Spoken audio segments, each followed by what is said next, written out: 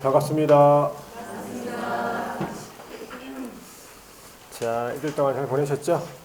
네. 잘 보내셨네, 보니까. 얼굴이 막 다들 막 좋아요, 얼굴이. 공부는 뭐 전혀 안 하나 봐. 9월달, 10월달 있는데 이런 상태면은, 얼굴이 이런 상태면 안 되는 거예요, 그거는. 자, 오늘은, 저번 주에 이어서 저번 주에 좀 힘들었습니까? 저번 주에, 자, 오늘도 힘들 거예요. 오늘도. 오늘은 부동산 거래 신고 파트 318페이지입니까? 318페이지 보면 거기 제목이 하나 있죠. 부동산 거래 신고 등에 관한 법률입니다. 자, 여기 이제 두 번째 파트인데, 여기에서 작년에 9문제가 나왔어요. 9문제. 생각보다 많이 나왔죠.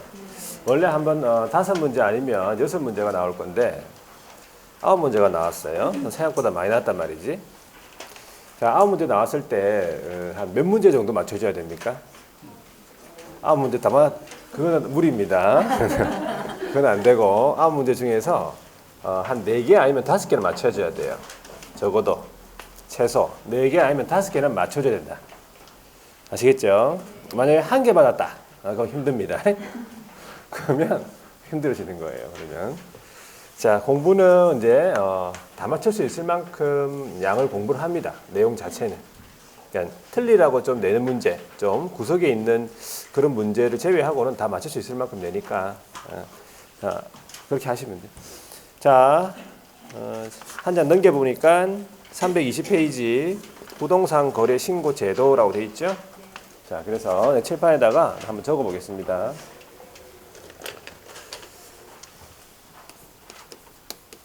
부동산 거래 신고 등에 관한 법률이네.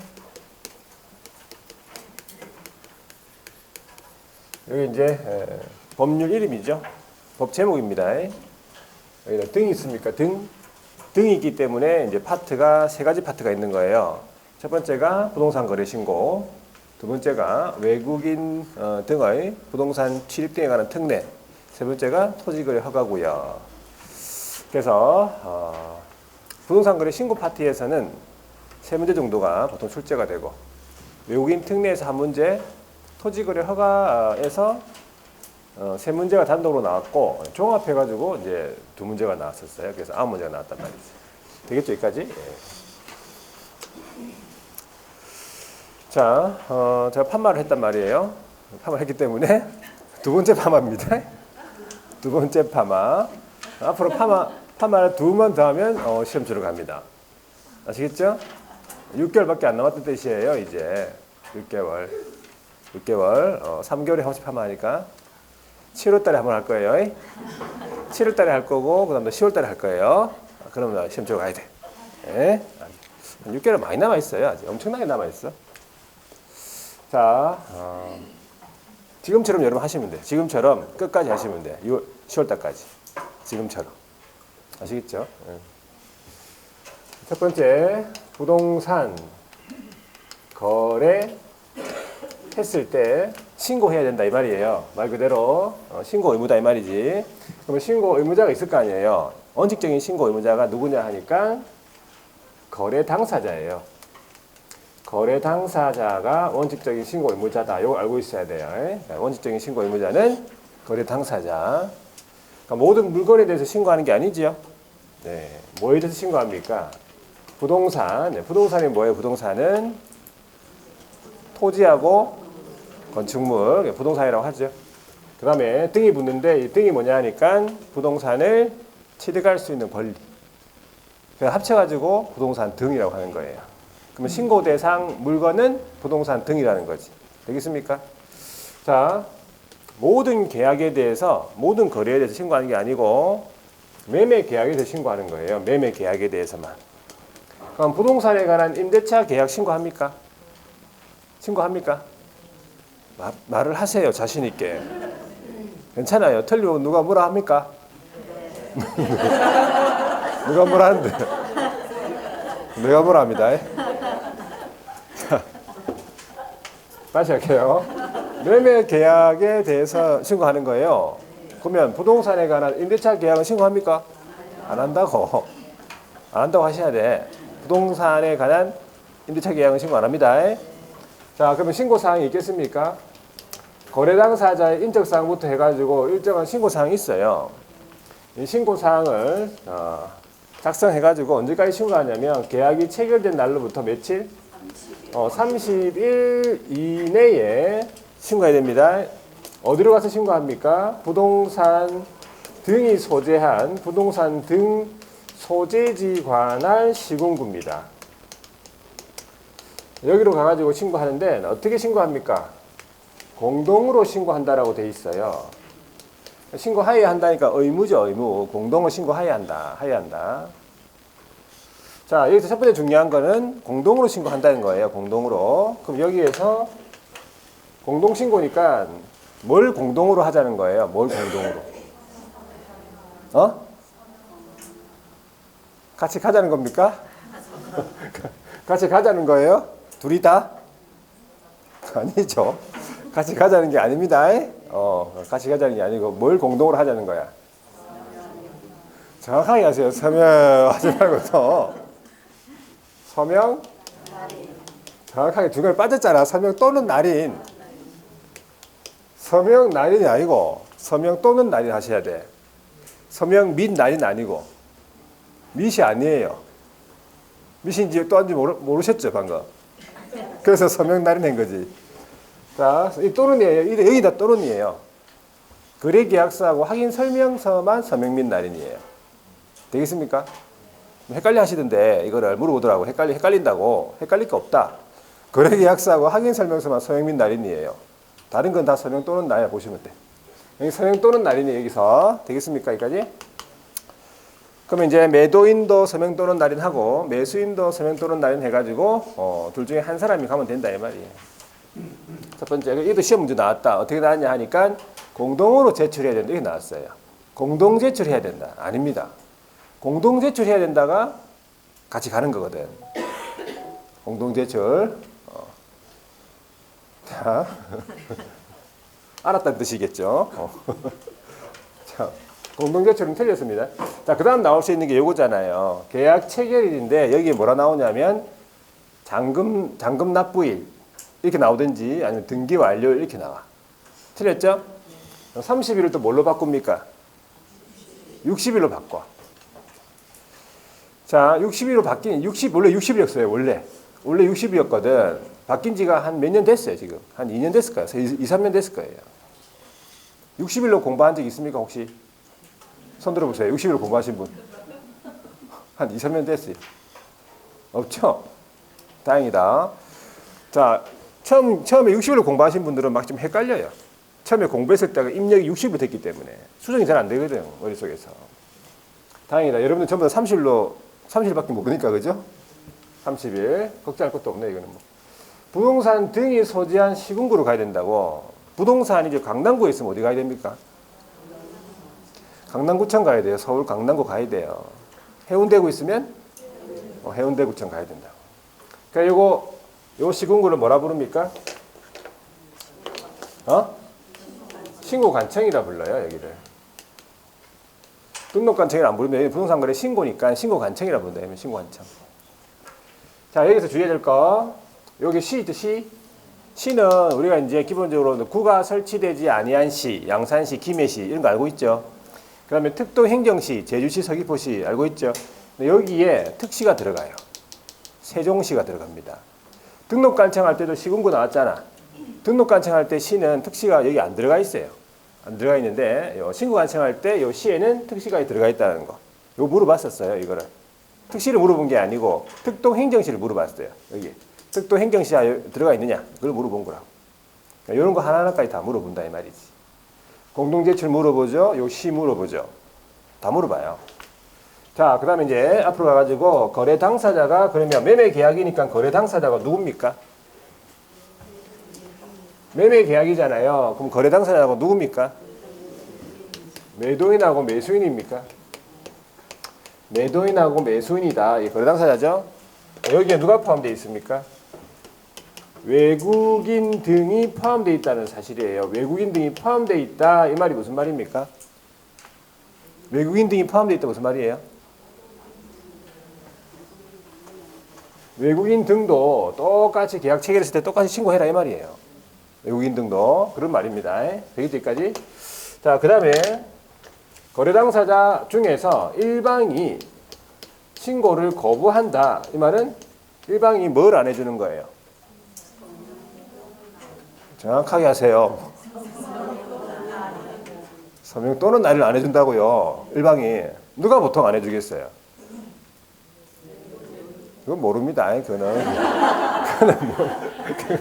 그거는 모른다고. 보통 매수인이 안 해주겠지. 매수인이 취득세를 내잖아. 취득세. 취득세를 좀 안 내기, 좀 아끼기 위해서 좀 거래 금액을 낮게 좀 해달라고, 자꾸 이렇게 한단 말이에요. 그러니까 매수인이 안 해주겠지. 모릅니다. 근데 일단 일방이 신고를 거부하면 신고를 못하게 하면 안 됩니다. 신고를 못하게 하면 과태료를 내야 되기 때문에 단독 신고를 할 수 있다는 거예요. 다른 일방이 단독 신고를 할 수 있다는 거예요. 되겠죠? 자, 일방이 그다음에 이제 일방이 누구예요? 국가 등이다. 네, 국가하고 내하고 거래한다 이 말이에요. 일방이 국가 등이다 그러면 누가 신고해야 돼요? 국가가 신고합니다. 국가 등이 신고합니다. 그럼 나는 네, 대체 나는 가만히 있으면 됩니다. 그냥 아무것도 할 필요 없어. 나는 그냥 가만히 있으면 돼. 국가가 다 하는 거. 국가 단독으로 서명 또는 날에 단독 제출합니다. 자, 매매 계약을 누가 중개한 겁니까? 매매 계약을 기업이 중개했네. 매매 계약을 기업이 중개했단 말이 무슨 말입니까? 매매 기업 공인중개사가 거래 계약서를 작성 교부했다 같은 말이에요. 알아두셔야 돼. 기업이 중개했다 이 말은 거래 계약서를 작성 교부했다. 기업이 그래야 되는 거죠. 그러면 누가 신고해야 됩니까? 기업이 신고 의무자예요. 그러면 거래 당사자들은 가만히 있으면 돼요. 거래 당사자는 서명 또는 날은 할 필요도 없다. 기업이 다 하는 거예요. 자, 그렇다면 공동중개 됩니까? 공동중개. 공동중개라면 무슨 신고? 공동신고지 뭐. 뭘 공동으로 하자는 거예요? 무성거리지 말고 좀 뭘 공동으로 하자? 서명 또는 날인. 그죠? 이게 확실히 알아두셔야 돼요. 확실하게. 자, 그럼 이런 경우도 있잖아요. 내하고 국가와의 거래를 직거래한 게 아니고 내하고 국가와의 거래를 기업이 중개했다. 그러면 내하고 국가와의 거래를 기업이 중개했다. 그러면 내하고 국가하고 기업 중에서 누가 신고해야 돼? 누구? 나는 아니죠. 나는 최소한 나는 아니죠. 나는 아닐까 아이가. 내하고 국가하고 거래를 기업이 중개했다고. 그럼 누가 신고해? 국가. 아무래도 국가가 들어있으니까 아닙니다. 뭐 국가 들어있다고 무슨 국가자 아니고 이게 법적 마인드인데 내하고 국가하고의 거래를 기업이 중개했잖아요. 보세요. 기업이 중개했잖아요. 기업이 중개했기 때문에 기업이 신고해요. 이렇게 되는 거지. 그게 아무리 국가라도. 그러니까 단서가 없어. 여기서 국가가 기업이 중개했을 때 기업이 신고해야 되는데 단 일방이 국가면 국가가 신고 그런 말이 없잖아요. 그런 단서가 없기 때문에 그냥 기업이 중개면 내가 아무리 국가라도 기업이 신고해야 된다 이 말이에요. 되겠죠? 잘 모를 것 같아서 물어봤어요. 그것도. 네. 모르는 거 물어보잖아. 모르는 것만. 자, 그 다음 중요한 거 있어요. 단독으로 시험 나오는 거. 신고 대상 계약 네 가지가 있어요. 요거 일단 부동산 등에 대해서 매매 계약인데 이 신고 대상 계약이 단독으로 한 문제짜리예요. 한 문제. 자, 첫 번째가 뭐냐 하니까 부동산, 토지, 건축물, 부동산의 매매 계약이다. 그러면 신고 대상이죠. 두 번째는 이제 8가지 법이 나와. 8가지 법이 나오는데 이 법을 좀 알고 있어야 돼요. 딱 지문에 나왔을 때 이 법이 맞는지 안 맞는지를 확인할 수 있을 정도는 돼야 된다고. 첫 번째가 건축물 분야에 관한 법이에요. 이걸 건분법이라고 해요. 두 번째가 공공주택 특별법에 대한 공특법이라 그래요. 공특법. 그 다음에 도시개발법 알죠? 도시개발법 알죠? 도계법. 그 도시 및 주거환경 정비법은 알죠? 도주법. 그 다음에 제목이 좀 길어요. 빈집 및 소규모 주택 정비에 관한 특례법이죠. 요거 줄이면 이제 소주특례라고 이렇게 기억하시면 돼요. 소규모 주택이에요. 소규모 주택 정비에 관한 특례법. 그다음에 산개법이 산업입지 및 개발에 관한 법. 그다음에 주택법이 있죠. 그다음에 택개법이 있어요. 택지개발 촉진법. 뭐가 없어? 건축법이 없어요. 조심하셔야 돼요. 건축법이 아니에요. 이거는 건분법이에요. 건축물 분야에 관한 법이에요. 건축법이 없다는 사실. 자, 이런 법에 따른 부동산에 관한 무슨 계약? 공급 계약이라 부르죠. 그래서 이거를 우리는 다른 말로 분양하는 분양 계약이에요. 이거를 최초로 건축주, 시행사 등이 분양하는 계약, 분양 계약이 신고 대상이 돼 말이고. 세 번째는 요 위 공급 계약 있죠. 위 공급 계약을 통하여, 이 말은 이 법이 다 쓰인다 이 말이에요. 위 공급 계약을 통했으니까 이 법들이 여기 다 쓰인다 이 말이에요. 3번에도. 그럼 다 알아야 돼요. 여기서 이거 다 알아야 돼요.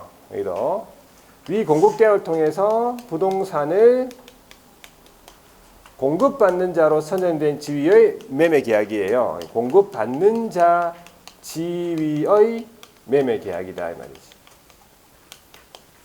자, 이걸 뭐라 합니까? 이걸 분양권 전매라고 하는 거예요. 분양권 전매를 의미합니다. 그래서 신고 대상이다. 자, 네 번째요. 도시 및 주거환경 정비법 있죠? 도주법에 보면은 관리처분 계획 인가라고 들어보셨죠? 이거 및 빈지 및 소규모 주택 정비에 관한 특례법에 따른 사업 시행 계획 인가 들어보셨죠? 로 취득한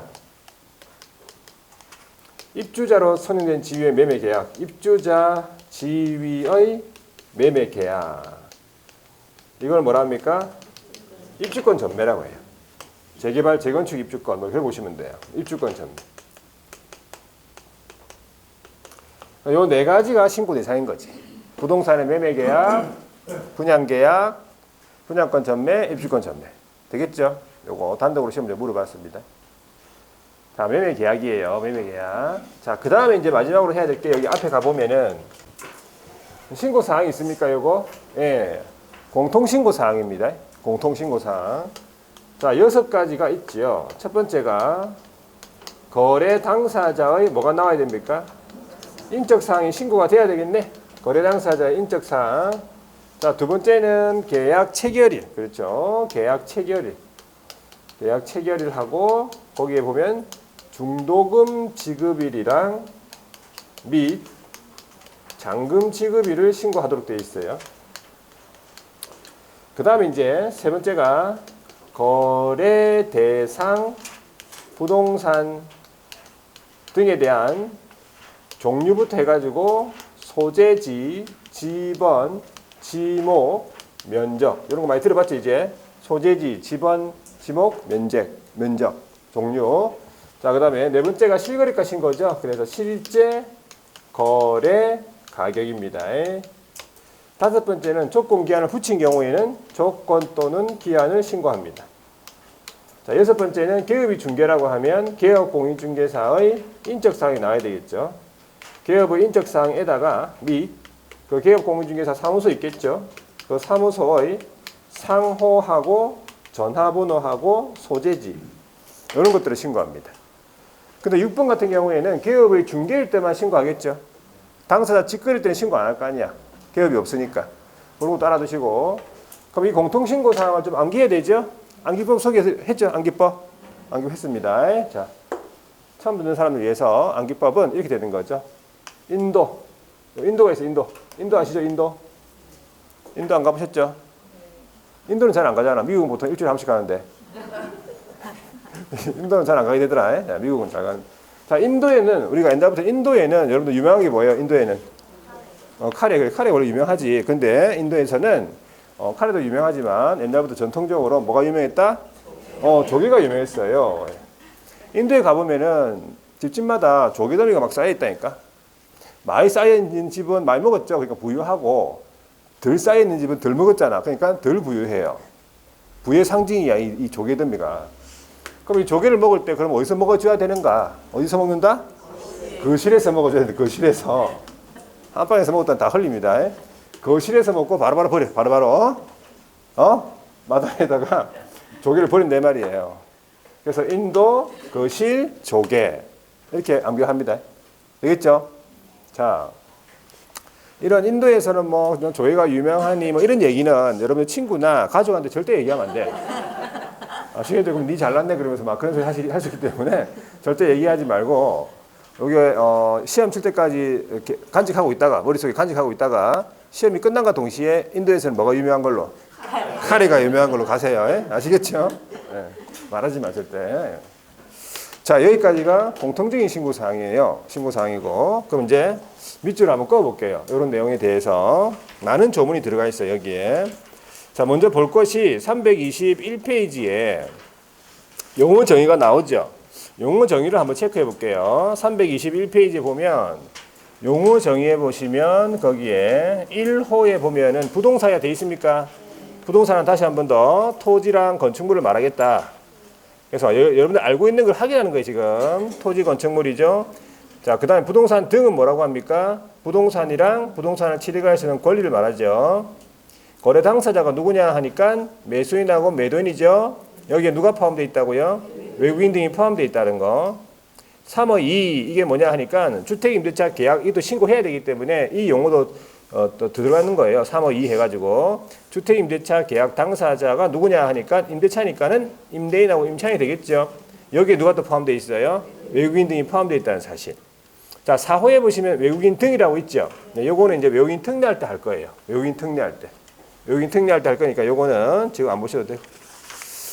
자, 한 장을 넘겨보시면 제3절에 부동산 거래 신고와 관련해가지고 자, 어딜 끌 거냐 보니까 밑에 이제 그림 밑에 보면은 박스가 하나 있는데 동그라미 1번에 세 번째 줄 볼게요. 언제까지 신고하는가부터 나와 있어. 언제까지 신고하는가 하니까 계약 체결일로부터 30일 이내라고 돼 있고 어디로 가서 물건이 소재하니까 부동산 등이 소재한 시군구라고 보시면 돼. 이걸 가리켜서 신고 관청이라고 하죠. 요 정도 알아두시고 동그라미 2번에 보면은 거래 당사자 직거래라고 돼 있죠. 원칙적인 신고 의무자는 거래 당사자라는 사실. 그래서 거래 당사자가 공동으로 신고하다 돼 있잖아요. 그러니까 공동으로 서명 또는 날을 해라 이 말입니다. 그런데 그 밑에 줄에 보니까 일방이 거부한다, 신고를 거부한다 그러면 다른 일방이 신고를 할 수 있다고 돼 있네, 그죠? 그리고 그 옆에 일방 또는 쌍방이 국가 등이면 누가 신고한다고? 국가 등이 신고한다. 자, 그 다음에 개업공인중개사 중개다 돼 있네. 그럼에도 불구하고 개업공인중개사 중개 같으면 누가 신고하겠어? 개업이 신고한다. 이렇게 보시면 돼. 자, 나머지는 안 읽어봐도 되고 오른쪽 넘어가서 신고 대상 계약인데 거기 보니까 박스 안에 첫 번째가 부동산이죠. 토지 건축물에 관한 매매 계약입니까? 예, 매매 계약 신고해야 되겠죠. 그 다음에 동그라미 2번에 보시면 택계법하고 주택법 등 대통령령으로 정하는 법률에 따른 부동산에 관한 공급계약 돼 있죠. 이 공급계약을 다른 말로 분양계약이다. 그래 알아두셔야 돼요. 그리고 밑에 법이 막 나오죠. 1호부터 자, 첫 번째 건분법이죠.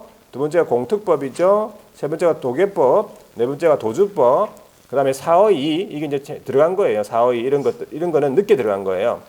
소주 특례라고 하죠. 빈집 및 소규모 주택 정비에 관한 특례법. 5호가 상계법이죠. 산업입지 및 개발에 관한 법. 6호가 주택법. 7호가 택지개발 촉진법. 이런 식으로 8가지 법을 기억합니다. 이런 법에 따른 공급계약이다 하고요. 뒤로 넘어가서 자, 동그라미 3번에 보니까 지위에 대한 매매 계약이라고 되어 있습니다. 두 가지가 있는데 기억에 보니까 위 공급 계약, 앞에서 했던 공급 계약을 통해서 부동산을 공급받는 자로 선정된 지위의 매매 계약. 이 지위의 매매 계약 이걸 뭐라고 한다고? 요거를 분양권 전매라고 하는 거고, 그다음에 니은에 보시면 도주법 관리처분 계획 인가 및 소주 특례에 따른 사업 시행 계획 인가로 취득한 입주자로 선정된 지위의 매매 계약은요 입주권 전매라고 하는 거예요. 그래서 이 네 가지가 신고 대상이다. 이렇게 알아두시면 돼요. 자, 이제 오른쪽에 넘어가 볼게요. 이제 신고의 방법 및 신고 사항이라 되어 있는데 일단 신고 사항을 한번 보세요. 공통 신고 사항은 방금 했으니까 그냥 넘어갈게요. 공통 신고 사항은 6가지 그대로 있습니다. 인도 제가 나하고 다를 묶은 거예요. 나랑 다목을 묶어 가지고 거래 대상 부동산 등의 종류, 소재지, 지목, 지번 면적 이렇게 묶은 겁니다. 나머지는 똑같으니까 공통 신고 사항 넘어가시면 되고. 자, 그 다음에 이제 밑에 내려가면 2호의 그 표 안에 2호 있죠. 2호. 법인이 주택거래계약을 체결한다. 찾았습니까? 법인이 주택거래계약을 체결할 때는 이 공통신고사항 외에다가 이런 것들도 신고해라 이 말이에요. 다른 거 예외적으로. 이 말은 법인이 주택거래계약을 체결한다 이 말은 법인이 주택을 팔 수도 있고 살 수도 있습니까? 그렇죠. 법인이 매도인이 있고 매수인이 될 수 있잖아요. 그죠? 그때 자, 법인의 현황을 신고하라고 돼 있어요. 법인의 현황인데 법인의 현황 옆에 가로 안에 보면요. 신고할 필요 없는 경우가 세 가지가 나와요. 첫 번째가 뭐냐면 거래 당사 중에서 국가 등이 포함되어 있다. 국가 등이 포함되어 있단 말은 국가가 매도할 수도 있고 매수할 수 있겠죠. 법인하고 거래할 때. 그죠? 그러면은 신고 안 한다. 이게 법인의 현황을 신고 안 한다고요. 또 한 가지가 거기 제3조의 1항 뭐 2호 이렇게 돼 있잖아요. 이거는 무엇을 의미하냐면 위에서 했던 공급계약, 분양계약이에요. 그러니까 공급계약 아니면 분양계약 적어놔야 돼. 신고 대상 계약이 공급계약이다, 분양계약이면 이거 법인의 현황을 신고 안 한다고요. 그 밑에 제3 뭐야 이거 같은 항 3호에 감옥돼 있죠. 감옥 이게 뭐냐면 분양권 전매를 말해요. 우리가 신고 대상 계약 중에서 분양권 전매 있죠. 그러니까 계약 자체가 분양권 전매 계약 같으면은 법인의 등기 현황을 신고 안 한다고 법인의 현황을 그런 말입니다. 그러니까 이런 세 가지의 경우에는 법인의 현황을 신고한다 안 한다? 안 한다는 거죠. 근데 이런 경우가 아니라면 뭘 신고하느냐? 방가로 1번 등기 현황, 법인 등기상 증명서를 보고 등기 현황. 그 다음에 거래 상대방 간의 관계. 이 법인하고 거래하는 거래 상대방의 관계인데 그 거래 상대방이 개인 같으면은 그 개인이 법인의 임원이냐? 뒤에 넘어가 볼게요. 개인이라면 그 개인이 두 번째 줄은 법인의 임원이거나 아니면 임원과 친족이냐. 그리고 나에 보시면은 거래 상대방이 법인이라 그러면 법인끼리 거래하겠죠. 그럼 두 법인 간에 임원 중 같은 사람 있냐? 아니면 임원과 친족 관계 있냐? 임원과 친족 관계 있냐? 이런 특수관계 여부를 신고한다 그 말입니다. 자, 그리고 나아목에 보세요. 나아목에 보면은 법인이 주택거래계약 주택거래계약할 때 신고해야 되는 부분이 취득 목적이랑 취득 자금인데 요거는 법인이 뭐 할 때만 주택을 매수할 때만 해당하겠죠. 법인이 매수할 때만 취득 목적이 있잖아요. 매도자일 때는 아니겠지. 그래서 매수자라고 적어놨잖아요. 법인이 매수자인 경우 해당한다. 자, 매수자인 경우에는 취득 목적이랑 자금 조달 계획, 지급 방식이랑 그다음 밑에 보면은 방가로 3번에 임대 등 이용 계획. 그러니까 이게 뭐냐면 자금 조달 이용 계획이라는 거예요. 자금 조달 이용 계획. 그러니까 기본적으로 서식이 있어요. 법인 신고서라는 서식도 있고 법인이 주택 매수할 때는 자금 조달 이용 입주 계획 이것도 작성해야 되고 그다음에 특히 거기에 방가로 2번에 두 번째 줄 보면은 이 주택이 투기과열지구에 소재한다면 자금 조달 계획 증명서류까지 내려잖아요. 내가 예금액이다.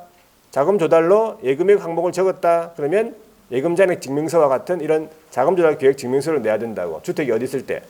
투기과열지구 내에 있을 때는요. 그래서 각각의 어떤 서류들이 첨부가 되는지를 좀 기억합니다. 자, 그리고 그 밑에 내려가서 이제 3호에 보시면 법인 외의자라고 하면 우리가 법인 외의자잖아. 실제 거래 가격이 6억 원 이상이라고 하면 지역 관계없어요. 어느 지역인지 간에 일단 실거래가가 6억 원 이상이다. 주택 매수한다. 법인 외의자가. 또 자, 금액 관계없이 투기과열지구 또는 조정 대상 지역에 소재하는 주택을 매수한다. 그럼 이런 총 세 가지죠. 이런 경우에 신고하는데 거기 단서가 있네 또 가로 안에 매수인 중에서 국가 등이 포함되어 있는 경우는 제외하겠다는 거지. 거래 당사자가 아니에요. 매수인 중에서 국가 등이 포함되어 있는 경우는 제외하겠다는 거예요. 자, 이런 경우가 아니라면 어떻게 하지? 아니라면 오른쪽에 마찬가지 자금 조달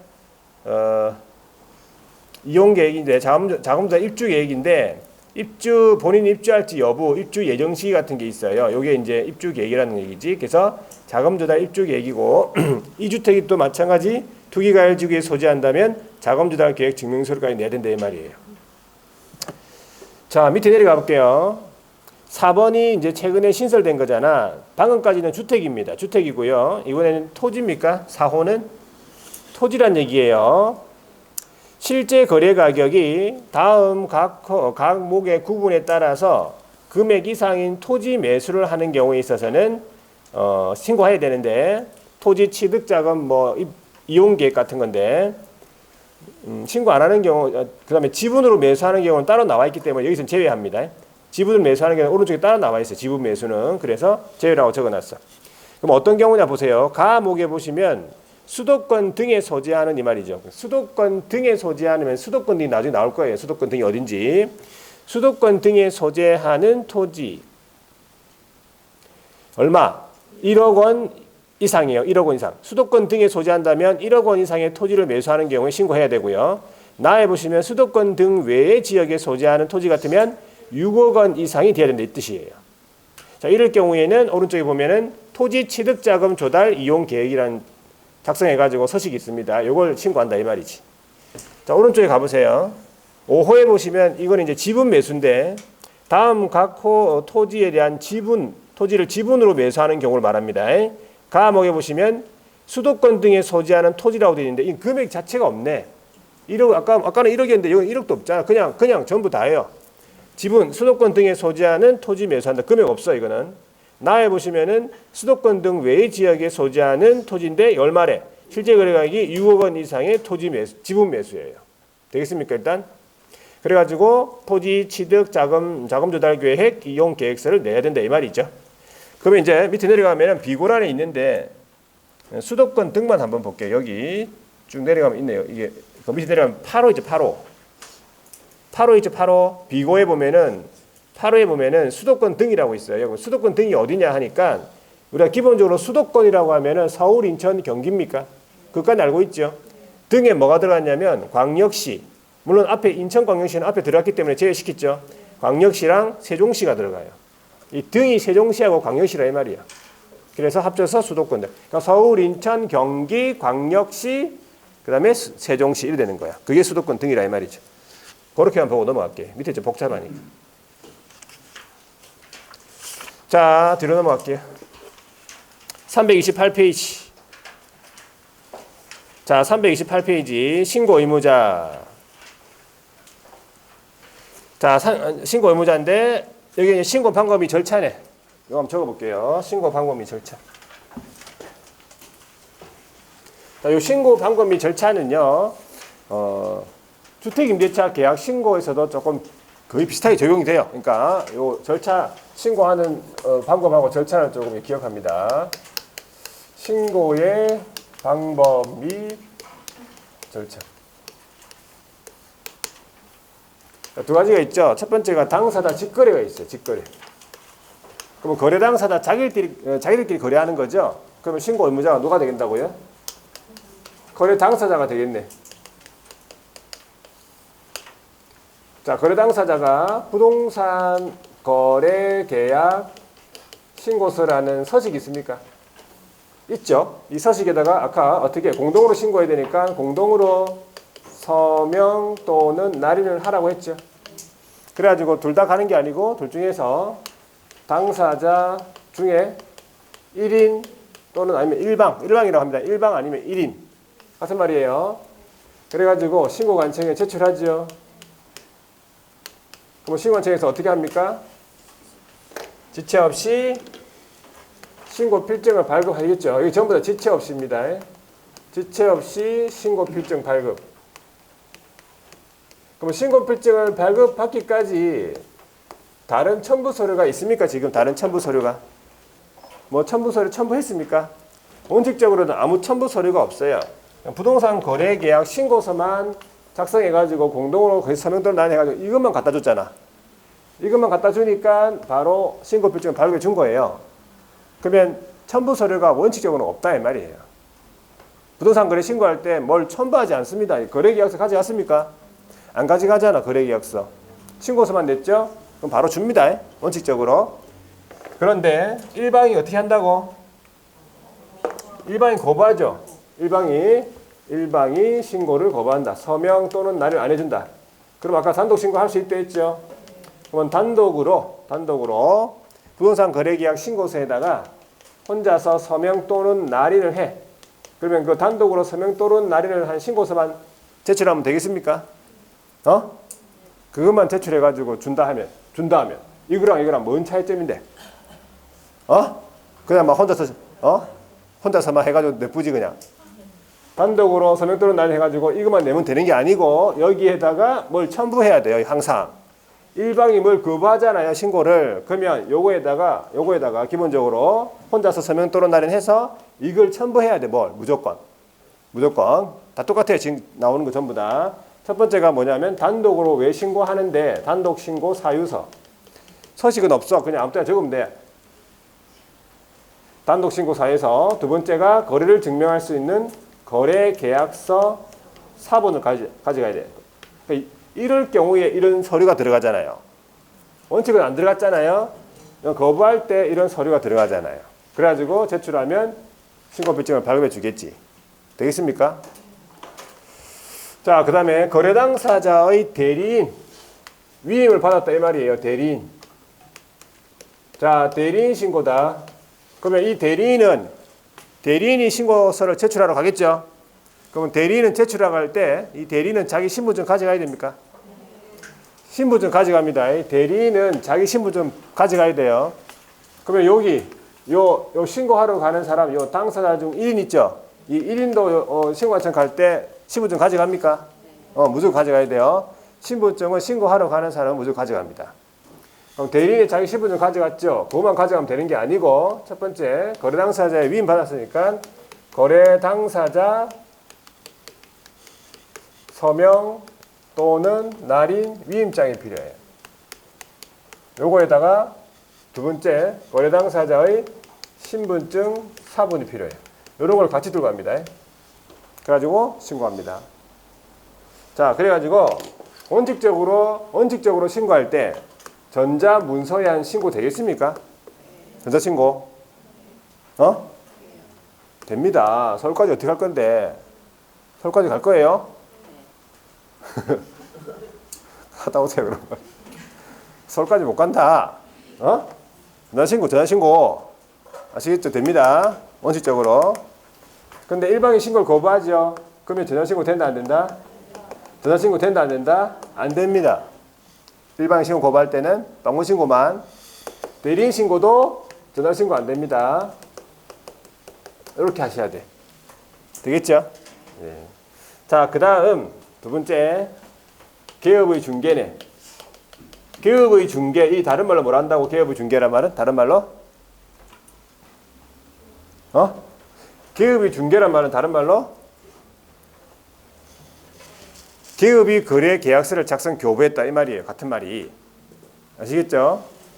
그러면 누가 신고해야 됩니까? 개업이 신고하지. 개업이 어떻게? 부동산 거래 계약 신고서에다가 서명 또는 날인 합니까? 공동 중개면 어떻게 하지? 공동으로 신고해야 되겠죠? 그래가지고 신고관청에 제출해요. 똑같아. 그러면 신고관청에서 뭘 줍니까? 지체 없이 신고필증 발급해 주겠죠?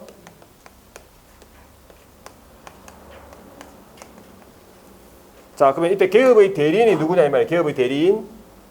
개업을 대신하는 사람은 누구냐니까 소속입니다. 대리인 신고는 소속이다.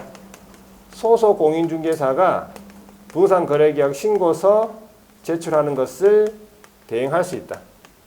그럼 중개보조원은 안 된다 이 말이죠. 소속만 대행할 수 있어요. 그러면 소속이 신고서를 제출하러 갈 때 자기 신분증 가져갑니까? 소속 자기 신분증 가져가야 돼요. 신고하러 가니까. 그러면 개업공인중개사의 위임장이나 신분증 사본은 필요가 없다는 거지. 그게 차이점이에요. 개업이 일단 등록되어 있으니까. 그렇게 생각하시면 돼요. 자, 원칙적으로 개업이 신고하러 갈 때 전자신고 되겠습니까? 되겠죠. 근데 대리인 신고할 때는 전자신고 안 된다 보시면 돼요. 소속은 방문신고입니다. 자, 그래서 신고의 방법 및 절차 요래 보시고 밑줄 한번 꺼볼게요. 328페이지에 거래 당사자 직거래 시라고 돼 있죠. 그 원칙이 공동신고라고. 자, 거기에 세 번째 줄 끝에 보니까 공동으로 서명 또는 날인 이 말이에요. 공동신고란 말 자체가 공동으로 서명 또는 날인이고요. 동그라미 2번에 보면은 예외적으로 단독 신고 해가지고 일방의 거부 시라고 돼 있네.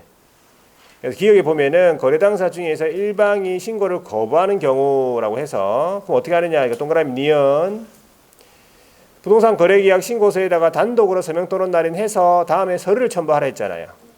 박스 안에 들어있죠.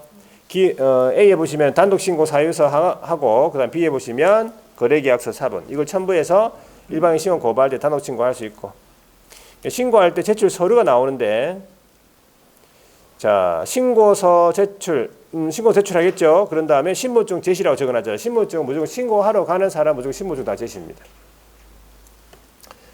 자 오른쪽에 이제 다시 니은에 보니까 비규제 지역, 그러니까 지역 관계없이 6억 원 이상 그 다음에 투기과열 지구 또는 조정 대상 지역에 소지하는 주택이다. 그러면은 뭘 첨부하라고 다 했잖아요. 신고서를 제출하면서 자금 조달 입주 계획서를 제출하고 신분증 당연히 제시하고 그리고 동그라미 A가 뭐냐 보니까 세 번째 줄인데 자 신고서 부동산 거래계약 신고서를 제출할 때 자 자금 조달 입주 계획서를 내야 되는 경우 이 자금 조달 입주 계획서는 누가 작성합니까? 자금 조달 입주 계획서는 누가 작성해? 매수인이 작성하죠. 매수인이 자금 조달해야 되냐? 자금 조달 사는 거니까 취득 자금 조달 매도인이 안 하잖아요. 그러니까 매수인이 단독으로 작성하고 단독으로 서명 또는 날인한 자금 조달 입주 계획 가로 안에 있죠. 자금 조달 입주 계획서를 신고하청과 함께 제출해야 된다. 그러니까 보통 매수인이 신고서를 제출하는데 매수인이 부동산 거래계약 신고서에다가 이 자금 조달 입주 계획서를 같이 낸다 이 말이에요. 자, 그러면 이제 끝나는 건데 동그라미 B에 보면은 근데 이 매수인이 이 신고서와 분리 제출하기를 희망한다는 거죠. 난 신고서를 먼저 내고 자금 조달 입주 계획서 같은 것들 따로 내고 싶다 나중에. 그럼 그렇게 할 수 있다 이 말이야. 그럼 언제까지 내야 되는가 하니까 계약 체결로부터 30일 이내에는 별도 제출해야 된다 이 말이겠지. 왜? 신고 자체가 30일까지 해야 되니까. 따로 내더라도 30일까지 내야지. 그렇죠? 자, 근데 동그라미 C는 뭐냐 보니까 매수인 이외의자가 자금 조달 입주 계획서를 낸다 이 말이네. 대표적으로 매수인 이외의자가 자금 조달 입주 계획서를 낸다 이 말은 매도인이 낸다 생각하시면 돼. 그럼 매도인이 신고하러 간다 이 말이겠죠? 그럼 매도인이 부동산 거래계약 신고서를 가지고 그러면 매수인이요 그 매도인한테 뭘 줘야 되는가 하니까 매수인이 신고하려는 자에게 그러니까 매도인에게 자 계약 체결로부터 며칠이라 돼 있어요. 25일 이내에는 자금 조달 입주 계획서를 제공해야 된다. 왜 25일까지 줘야 되겠어? 30일 아니고 25일까지 줘야지 5일 동안 생각해보고 검토해가지고 제출할 거 아니에요. 그 의미입니다. 그래서 25일이다. 날짜가 틀리죠. 근데 매수인이 이걸 안 주네. 그러면 제공하지 않는다 그러면 매수인이 이걸 별도로 나중에 제출해야 돼요. 별도로 제출해야 된다라고 돼 있어. 자, 그다음에 동그라미 디귿이 뭐냐 보니까 투기과열지구에 소재하는 주택. 투기과열지구에 소재하는 주택을 아까 매수하는 경우에는 자금조달 계획 증명서를 내라고 했죠. 그때 밑에 이제 박스에 보시면은 자 자금 조달 항목으로서 밑에 조문에 보면 1호에 보시면 예금액을 적었다 그러면 예금돼 있는 걸 증명해야 되죠. 예금 잔액 증명서라고 보시면 돼. 이건 애우는 게 아니고 항목을 딱 보면은 바로 알 수 있어요. 2호에 보시면은 주식 채권을 적었다 그러면 주식거래 내역서 또는 예금 잔액 증명서 하고요. 3호에 보시면 증여받았다 상속받았다 그러면 증여세 상속세 신고서 아니면 납세 증명서 넘겨보세요. 4호에 보시면은 현금이다 그러면은 소득금액 증명원 또는 근로소득 원천징수 영수증 같은 거. 부동산 처분했죠.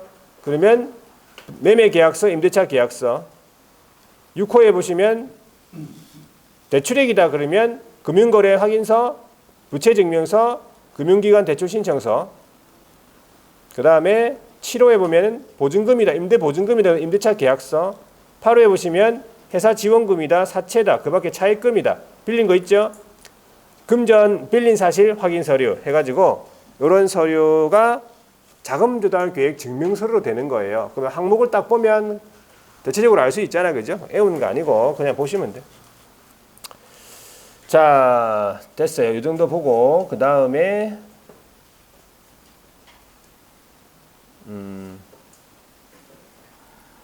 요 밑에 내용들은 앞에서 다 한 거고 넘어갈게요.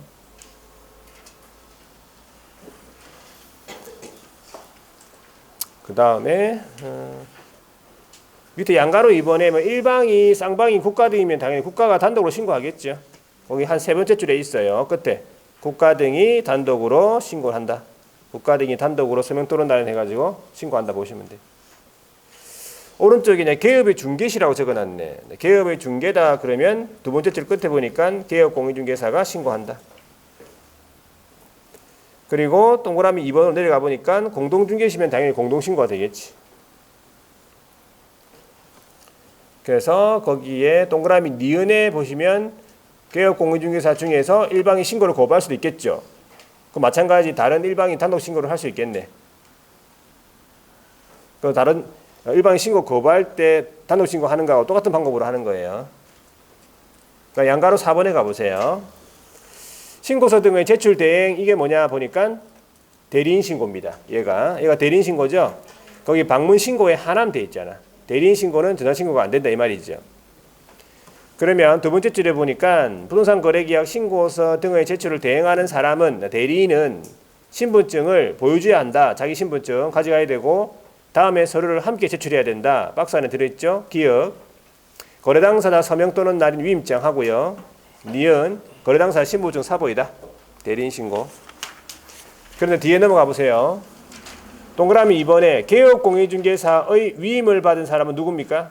소속이죠. 소속이 신고 제출 대행할 수 있는데 소속은 신분증 보여줘야 됩니까? 소속은 신분증 보여주는데 개업의 위임장이나 개업의 신분증 사본은 필요 없다는 거예요. 서류. 자, 그 다음에 제일 밑에 양가로 5번 있죠. 전자계약을 통해서 계약이 체결됐다. 이거는 보통 옳은 지문으로 나옵니다. 전자계약을 통해서 계약이 체결됐다. 그러면 어떻게? 계약이 체결된 때 뭐 한 것으로 봐요? 부동산 거래 신고서를 제출한 것으로 본다. 별도로 신고 안 한다 이 말이에요.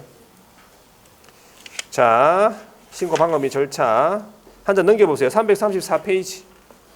부동산 거래계약 신고서라는 서식이 있습니까? 자, 이 서식이 이렇게 되어 있는데 이걸 제출한다 이 말이죠. 밑에 제일 밑에 보세요. 매도인 매수인 다 서명 또는 날인하게 되어 있잖아요. 그 다음에 오른쪽에 넘어가 볼게요. 유의사항이 하나 있고 한 장 넘겨보세요. 작성 방법 되어 있죠.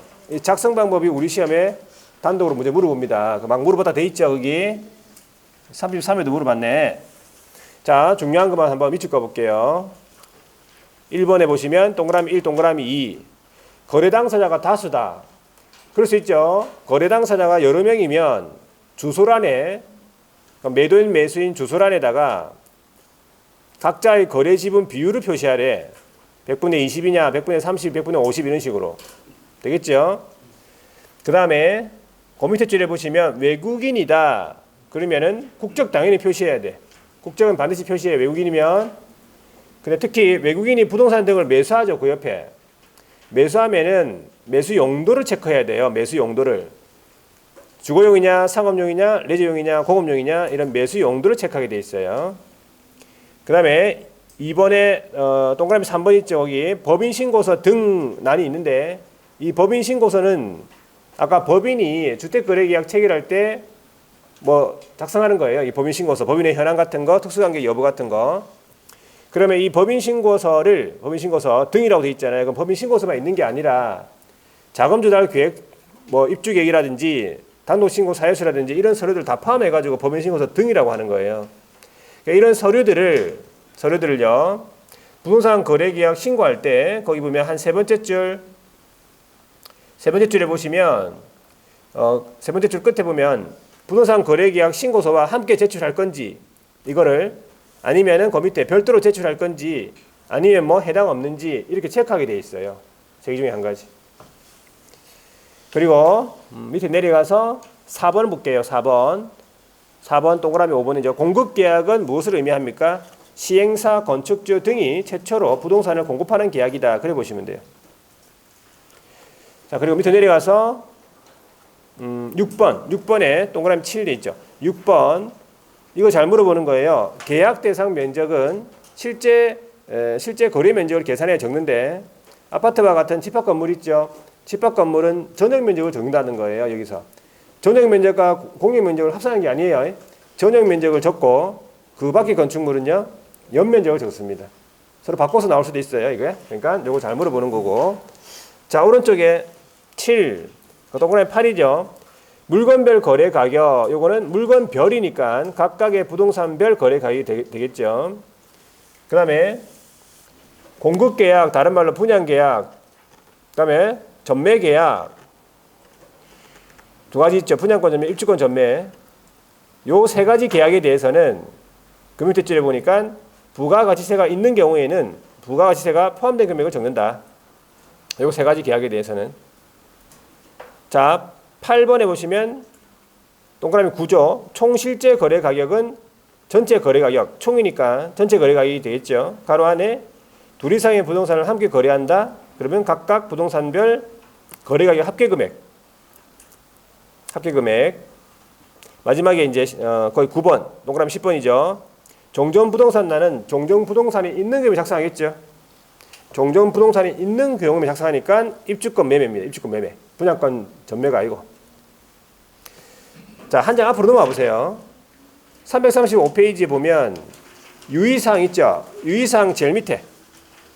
유의사항 제일 밑에 보면은 5번에서 5번. 자, 요것도 잘 물어봅니다. 또 아까 했던 건데 신고 대상, 거래 대상 종류가 네 가지인데 자, 그 중에서 공급계약, 분양계약 같은 말이죠. 또는 전매계약 두 가지, 분양권 전매, 입주권 전매 합치면 총 세 가지죠. 이 세 가지 계약에 대해서는 그 밑에 부가가치세가 포함된 금액을 적고 뭐에다가 거기에 보면 물건별 거래 가격, 총 실제 거래 가격에 부가세가 포함된 금액 적고 그 외의 거래 대상은 부가세가 제외된 금액을 적는다. 그럼 그 외의 거래 대상은 뭡니까? 그 외의 거래 대상은 1번 부동산 매매 계약이에요. 그러니까 이 부동산의 매매 계약은 부가세가 제외된 거 적고 이 세 가지는 부가세가 포함된 거 적는다고요. 되겠죠? 그 말입니다. 부가세가 포함되냐 제외되냐 헷갈려요 막. 자, 넘어갔어. 338페이지에 자금조달 입주계획이 있네. 주택 취득자금 조달 입주계획서입니다. 요거 한 자리 넘겨보니까 법인신고서, 얘가 아까 법인이 주택거래계약 체결할 때 제출하는 법인신고서잖아요. 왼쪽편에 잠깐 보시면은 법인 등기 현황이 있고 거래 상대방 간의 특수관계 여부 막 기재하게 돼 있죠. 법인신고, 이걸 줄여가지고 법인신고서라고 하는 거예요. 한 장 넘겨보세요.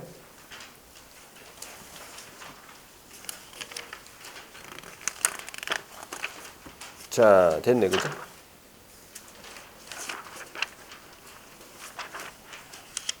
그 다음에 신고내용 조사. 신고내용 조사부터는 좀 쉬었다 볼게요.